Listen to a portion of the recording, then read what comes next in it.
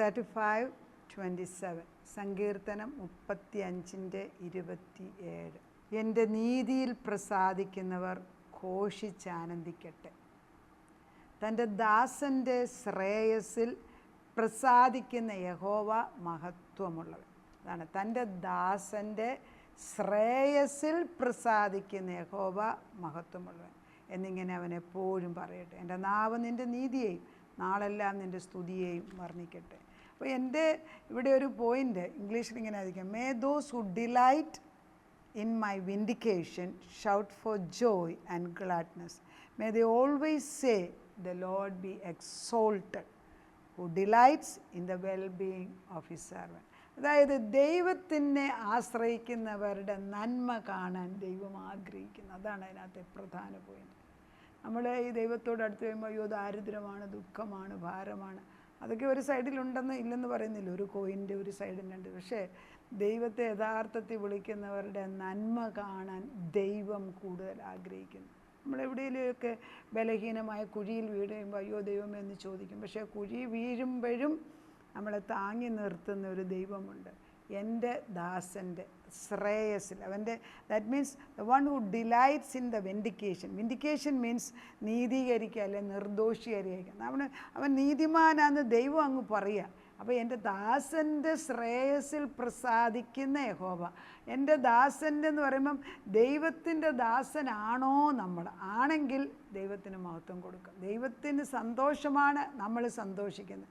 അവരെപ്പോഴും പറയട്ടെ, എൻ്റെ നാവ് നിൻ്റെ നീതിയെയും നാളെല്ലാം നിൻ്റെ സ്തുതിയെയും വർണ്ണിക്കണം. അപ്പം നമ്മൾ the wellbeing of the servant. അപ്പം നമ്മളിപ്പം ഇത് നമ്മൾ പറയുമ്പോൾ ചിലപ്പോൾ വിചാരിക്കും തൻ്റെ ദാസൻ്റെ നമ്മൾ പറയും പ്രോസ്പെരിറ്റി തിയറിയാണ്. പ്രോസ്പെരിറ്റി തിയറി എന്ന് നമ്മൾ പറയുമ്പോഴേ പണസംബന്ധമായ കാര്യം മാത്രമേ ചിന്തിക്കുക. അതല്ല ഇവിടെ ഉദ്ദേശിക്കുന്നത്. ദൈവം ഒരാളെ പ്രോസ്പറസ് ആക്കുക അല്ലെങ്കിൽ അവനെ സമ്പന്നനാക്കുക എന്ന് പറയുമ്പം അതിനൊരു വലിയ മീനിങ് ആണ് ഹീബ്രു ഭാഷയിൽ കൊടുത്തിരിക്കുന്നത്. അതിന് ഹീബ്രു ഭാഷയിൽ ഉപയോഗിക്കുന്ന word shalom. Shalom means peace be upon you. അതിന് ഷാലോം എന്നുള്ളതിൻ്റെ ഇംഗ്ലീഷിൽ എഴുതി വെച്ചിരിക്കുന്നത് ഇങ്ങനെയാണ്: the original Hebrew language prosperity translates into shalom. Shalom means piece.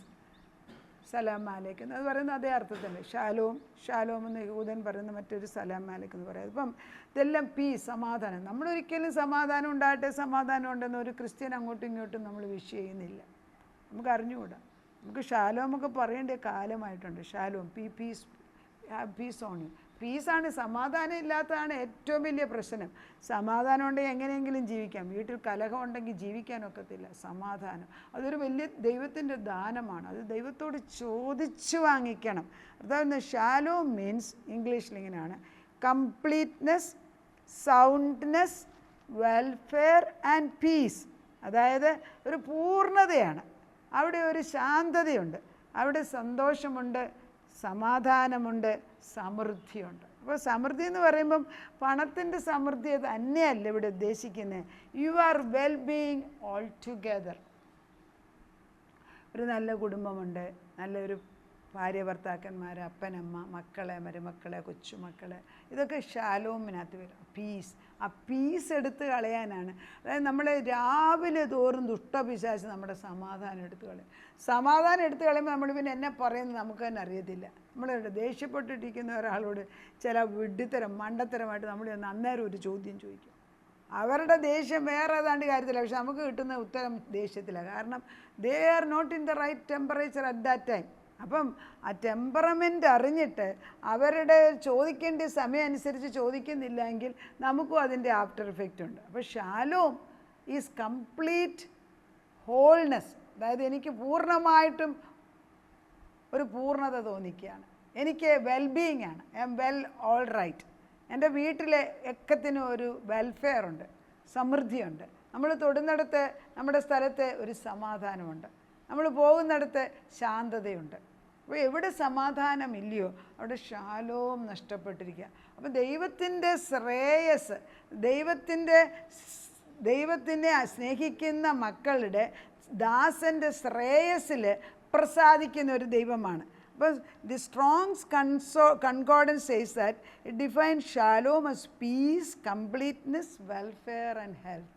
അതായത് സ്ട്രോങ്ങിൻ്റെ ഡിക്ഷണറി മീനിങ് ഷാലോം എന്ന് പറഞ്ഞാൽ സമാധാനം, പൂർണ്ണത, പിന്നെ സമ്പത്ത്, ഹെൽത്ത്, നമുക്ക് ആരോഗ്യം, ഇതെല്ലാം നമുക്ക് ആവശ്യമുണ്ട്. ഇതില്ലാതെ എല്ലാത്തിനകത്തും ദൈവത്തിൻ്റെ അനുഗ്രഹം തരാൻ ദൈവമായിരിക്കുന്നു. അത് നമ്മൾ ഈ പ്രോസ്പെറിറ്റി പറയുന്നതിന് എത്രയോ ഡിഫറെൻ്റാണ്. Financial material wealth is based on external factors. അതായത് നമ്മൾ പണസംബന്ധമായ കാര്യം മാത്രം പറഞ്ഞാൽ അത് പുറമേ ഉള്ളതാണ്. ആദ്യമേ ഷാലോം അകത്താണ് നമുക്കൊരു സമാധാനം. I know who I am, എനിക്കൊരു ഉറപ്പുണ്ട്. എൻ്റെ ഭവനത്തിൽ എന്തൊക്കെ ചെയ്യുമെന്ന്, എന്ത് നടക്കുമെന്ന് എനിക്കറിയാം. അത് ദൈവത്വവും നമ്മളുമായിട്ടുള്ള അടുപ്പമാണ്. അത് ദൈവത്താൽ വലയപ്പെട്ടവർക്ക് അത് പറയാനൊക്കത്തുള്ളൂ. അന്നേരമാണ് ഈ വാക്യത്തിന് പ്രയോജനം വരുന്നത്. കർത്താവ് പറയുന്നത് അന്നേരമാണ്, ദൈവമേ തൻ്റെ ദാസൻ്റെ ശ്രേയസിൽ പ്രസാദിക്കുന്ന യഹോവ മഹത്വമുള്ളവൻ എന്നിങ്ങനെ അവൻ എപ്പോഴും പറയട്ടെ. ദൈവം എന്നിൽ സന്തോഷിക്കുന്നുവെങ്കിൽ എൻ്റെ അനുഗ്രഹത്തിൽ, എൻ്റെ സമൃദ്ധിയിൽ അവൻ സന്തോഷിക്കുന്നു എന്ന്. അപ്പം മറ്റുള്ളവർക്ക് ഒത്തിരി സമ്പത്തുണ്ടായെന്നോ അല്ലെങ്കിൽ അവൻ എപ്പോഴും സന്തോഷിക്കുന്നെന്നോ അവൻ വാരി വിതറി മറ്റുള്ളവർക്ക് കൊടുക്കുന്നു, അവരുടെ ഭവനത്തിലെല്ലാം ഉണ്ട്, നമ്മൾ കുശുമ്പെടുത്തിട്ട് കാര്യമില്ല. ദൈവമാണ് അവരെ അനുഗ്രഹിച്ചെങ്കിൽ അത് അനുഗ്രഹിച്ചത് തന്നെയാണ്. അപ്പോൾ കഴിഞ്ഞ ദിവസം കർത്താവ് ഈ 35-ന്റെ 1-2 എടുത്ത് വായിക്കാൻ എന്നോട് ദൈവം നമുക്ക് ഈ ദൈവത്തിൻ്റെ അനുഗ്രഹം വരുമ്പോൾ പിശാച് ആരെ വേണേൽ ഉപയോഗിക്കും. പലപ്പോഴും പിശാചുക്കൾ നമുക്ക് നാശം വരുത്താൻ സ്വന്തപ്പെട്ടവരെ ഉപയോഗിക്കും. ഭാര്യ ഭർത്താക്കന്മാർ പിണങ്ങും, അപ്പനും മക്കളും കൂടെ പിണങ്ങും, പിന്നെ അങ്കിളുമാർ പിണങ്ങും, ചുറ്റുപാടുള്ളൂ. ഇതൊക്കെ സാധാരണ. ഒരാളൊന്ന് ഉയർന്നു പോയാൽ പിശാചിന് പിടിക്കത്തില്ല. അവൻ ഏറ്റവും കൂടുതൽ ഉപയോഗിക്കുന്നത് നമ്മുടെ വീട്ടുകാരെ തന്നെയാണ്. അത് നമ്മൾ മനസ്സിലാക്കാതെ ഈ കുഴിയിലെന്നും നമ്മൾ വീഴും. എന്നിട്ടോ അന്യോന്യം ആവശ്യമില്ലാത്ത എല്ലാം വിളിച്ചു പറഞ്ഞിട്ട് അതിലുള്ള ശാപം എല്ലാം വരുത്തും. Atmosphere is to be cleansed. ഈ സാഹചര്യം, അതായത് ഈ പരിസരത്തിനൊരു ശക്തിയുണ്ട്.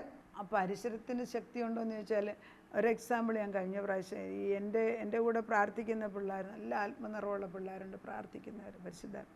അപ്പോൾ അവരുടെ വീട്ടിൽ എപ്പോഴും കാക്കകൾ വന്ന് ശല്യപ്പെടുത്തും. അപ്പോൾ ഞാൻ പറയും അതിനങ്ങ് ഓടിച്ചാൽ പോരെ. അപ്പോൾ പറയും ഓടിച്ചാലും പോകത്തില്ല. അതന്നേരം ജനലിൽ കൂടെ വന്ന് നോക്കും, അപ്പുറത്തൂടെ മനുഷ്യൻ നോക്കുന്ന പോലെ നോക്കുന്നതാണ്. കുറേ പ്രാവശ്യം കേട്ട് കഴിയുമ്പോൾ ഞാൻ പറഞ്ഞു അതാരോ അയക്കുന്നതാണെന്ന് തോന്നുന്നല്ലോ. അങ്ങനെ തന്നെ ഞാൻ പറഞ്ഞു. ഞാൻ ചോദിച്ചു എന്താണ്, വേറെ അമ്പലങ്ങളിലും അപ്പുറത്തോ ഇപ്പുറത്തോ ഉണ്ടെന്ന് പറഞ്ഞു. ശരി, നമുക്ക് വെച്ച് പ്രാർത്ഥിക്കാമെന്ന് പറഞ്ഞു. അങ്ങനെ ആ കുട്ടി ഒരു ദിവസം മുഴുവൻ പ്രാർത്ഥിച്ചു കഴിഞ്ഞപ്പം ഞാൻ പറഞ്ഞു, ദൈവത്തിൻ്റെ ആത്മാവ് നിങ്ങൾ പ്രാർത്ഥിച്ചിട്ട് ചുറ്റുപാടും വേലി കെട്ടി കുറച്ച് വെള്ളമെടുത്ത് സ്തോത്രം ചെയ്ത് ദൈവത്തോട് പറഞ്ഞ് ആത്മാവിൽ, കർത്താവേ ഇത് ഞാൻ ശുദ്ധീകരിക്കുക എൻ്റെ ഭവനം, എനിക്ക് ഈ കാക്കയുടെ ശല്യം വഹിക്കാൻ വയ്യ എന്ന് പറഞ്ഞ് പ്രാർത്ഥിക്കുകയെന്ന് ഞാൻ പറഞ്ഞു കൊടുത്തു. ആത്മാവിൽ പ്രാർത്ഥിക്കുക. അല്ല ഇപ്പം നമുക്കിപ്പോൾ അവിടെ പോയി ചെയ്യാനൊക്കെ, കർത്താവിന് എന്തും ചെയ്യാൻ. ആ കുഞ്ഞുങ്ങളുടെ വിശ്വാസത്തിന് വേണ്ടി ഞാൻ അങ്ങനെ പറഞ്ഞു കൊടുത്തു. നിങ്ങൾ വിശ്വസിച്ച് വീടിനകത്ത് എന്തെങ്കിലും ചെയ്യുക. അത് ഈ കാക്കകൾ മുഴുവൻ നേരം ശല്യപ്പെടുത്തി എന്തെടുക്കും. അപ്പോൾ അവർ ദൈവത്തിൽ വിശ്വസിച്ചുകൊണ്ട് കുറേ നേരം ഇരുന്ന് ആത്മാവിനങ്ങോട്ട് പ്രാർത്ഥിച്ചിട്ട് വീടിൻ്റെ ചുറ്റുപാട്, ആ പിള്ളേർ അവരുടെ വീടിൻ്റെ ചുറ്റുപാട് ശുദ്ധീകരിക്കുക എന്നും പറഞ്ഞ് പ്രാർത്ഥിച്ച് വിശുദ്ധ വെള്ളം പോലെ ദൈവം തന്നിരിക്കുന്ന വെള്ളം വാഴ്ത്തി അവർ തന്നെ തന്നെ ആത്മാവിൽ ജയമെടുത്തു.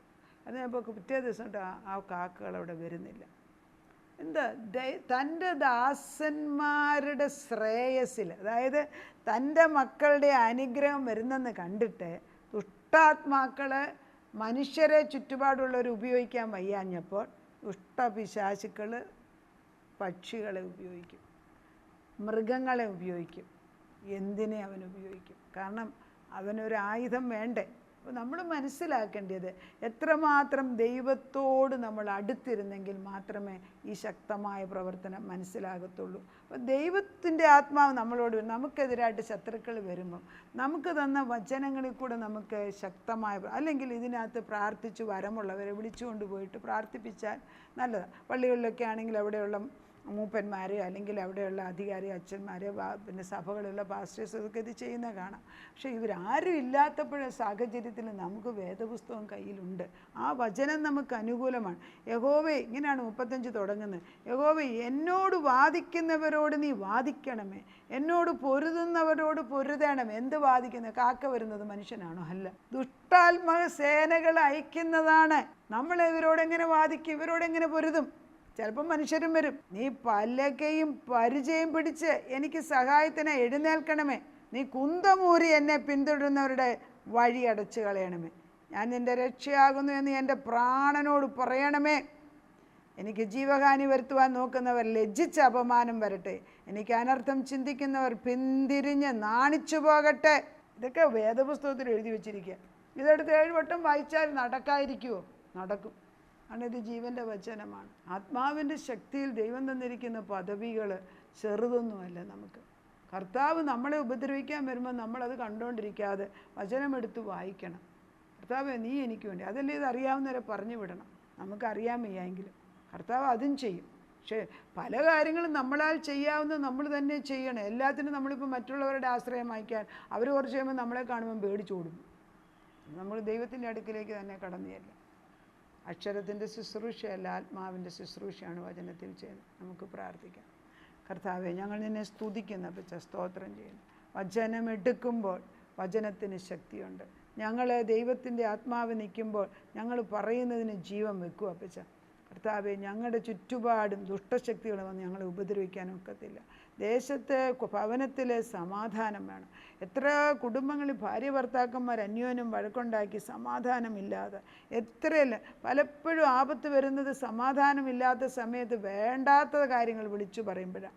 കർത്താവെ, അങ്ങനെയുള്ള അവസ്ഥ ഞങ്ങളുടെ സാഹചര്യത്തിൽ നിന്ന്, ഭവനങ്ങളിൽ നിന്ന്, ഞങ്ങളുടെ കുടുംബങ്ങളിൽ നിന്ന്, ചുറ്റുപാടിൽ നിന്ന് മാറ്റിത്തരണമേ. ദൈവത്തിൻ്റെ വിശുദ്ധ ജീവജലം നമ്മുടെ ഭവനങ്ങളിൽ ഒഴുക്കി തരണേ അപ്പച്ച. സ്വർഗത്തിൽ നിന്ന് സ്വർഗം തുറന്ന് നിൻ്റെ ദൂതന്മാരെ അയച്ചു തരണേ അപ്പച്ച. കലഹത്തിൻ്റെ ആത്മാവിനെ വെട്ടിമാറ്റണേ അപ്പച്ച.